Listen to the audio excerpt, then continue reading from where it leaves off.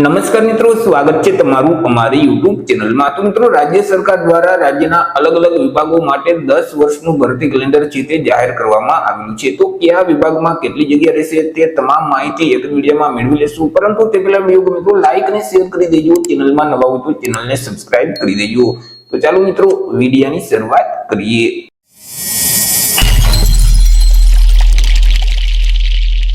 તો મિત્રો, ગૃહ વિભાગ, આરોગ્ય વિભાગ અને શિક્ષણ વિભાગ સહિત સરકારના અલગ અલગ જે વિભાગો છે તો તે વિભાગો માટે ભરતી કેલેન્ડર જાહેર કરવામાં આવ્યું છે। આપણે વિગતવાર માહિતી મેળવીએ તો કે રાજ્ય સરકાર દ્વારા અગાઉ જાહેર કરાયેલા જે વર્ષ 2024 થી વર્ષ 2033 ના જે 10 વર્ષ માટેનું ભરતી કેલેન્ડર હતું તો તેને હવે આખરી ઓપ આપી દેવામાં આવ્યું છે કે જેમાં મિત્રો કુલ 4582 જેટલી નવી જગ્યાઓ ઊભી કરવામાં આવેલી છે અને તેની સામે 2570 જગ્યાઓ નાબૂદ પણ કરવામાં આવેલી છે।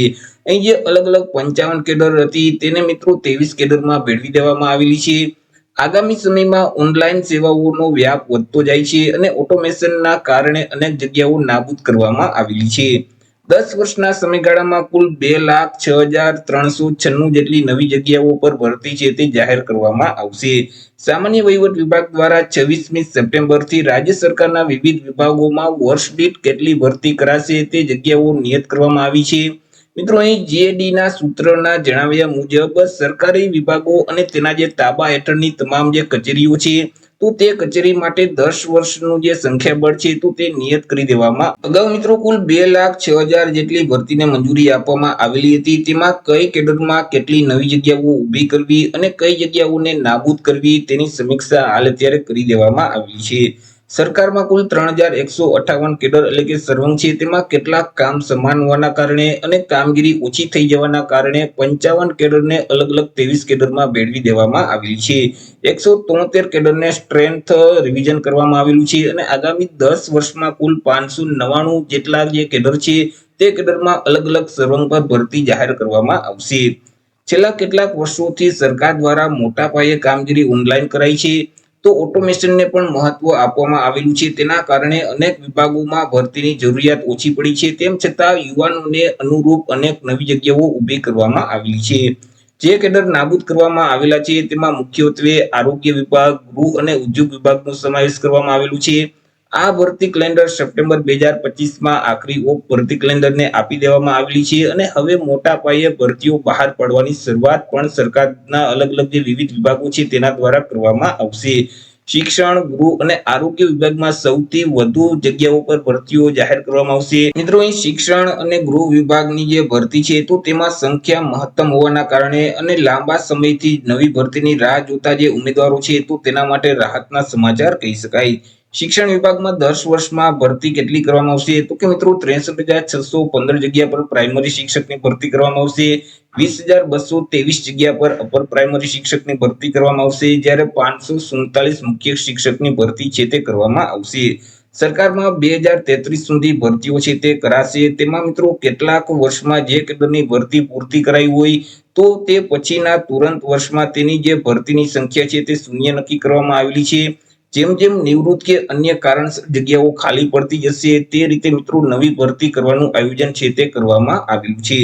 મિત્રો, સરકાર દ્વારા ભરતી કરતી અલગ અલગ જે સંસ્થાઓ છે તો તે સંસ્થાઓને ફાઇનલ ભરતી કેલેન્ડર પ્રમાણે વર્ષ દીઠ ભરતીઓ બહાર પાડવા માટે પણ સૂચના આપી દેવામાં આવેલી છે।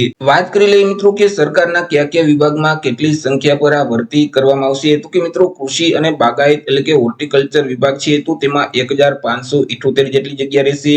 સરકારી મંડળીઓ છે, પશુપાલન અને મત્સ્યપાલન વિભાગ છે તો તેમાં 2,244 જેટલી જગ્યા છે। પ્રાથમિક શિક્ષણ છે તો તેમાં 94,353 જેટલી જગ્યા રહેશે। હાયર ટેકનિકલ એજ્યુકેશન છે તો તેમાં 2,874 જેટલી જગ્યા રહેશે। ઉર્જા અને પેટ્રોકેમિકલ વિભાગ છે તો તેમાં 154 જેટલી જગ્યા છે। નાણાં વિભાગ માટે 3,407 જેટલી જગ્યા રહેશે। નાગરિક પુરવઠા માટે 625 જેટલી જગ્યા છે। વન વિભાગ માટે 2,257 જેટલી જગ્યા રહેશે।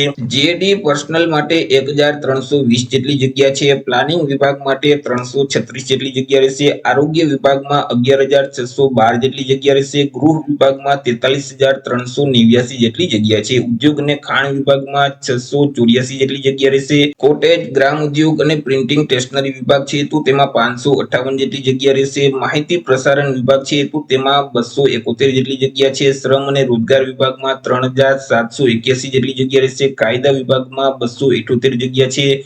નર્મદા અને પાણી પુરવઠો વિભાગ છે તો તેમાં 4679 જગ્યા છે। પંચાયત અને ગ્રામ વિકાસ વિભાગ છે તો તેમાં 15513 જેટલી જગ્યા રહેશે। બંદર વાહન વ્યવહાર વિભાગ છે તો તેમાં 1074 જેટલી જગ્યા છે। મહેસૂલ વિભાગ માટે 4909 જગ્યા છે। માર્ગ અને મકાન વિભાગ માટે 2366 જેટલી જગ્યા રહેશે। સાયન્સ અને ટેકનોલોજી વિભાગ છે તો તેમાં 181 જેટલી જગ્યા છે। સામાજિક ન્યાય અને અધિકારિતા વિભાગ છે તો તેના માટે 1229 જેટલી જગ્યા રહેશે। રમત ગમત યુવા અને સાંસ્કૃતિક વિભાગ છે તો તેના માટે 956 જેટલી જગ્યા છે।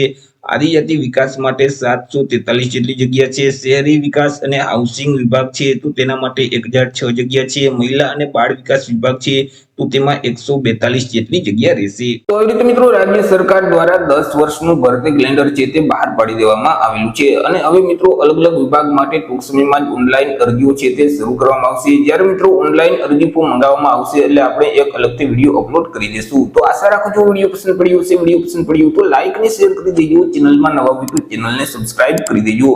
મળીશું એક નવા ટોપિક સાથે એક નવા વિડીયોમાં। ત્યાં સુધી જય હિન્દ, વંદે માતરમ।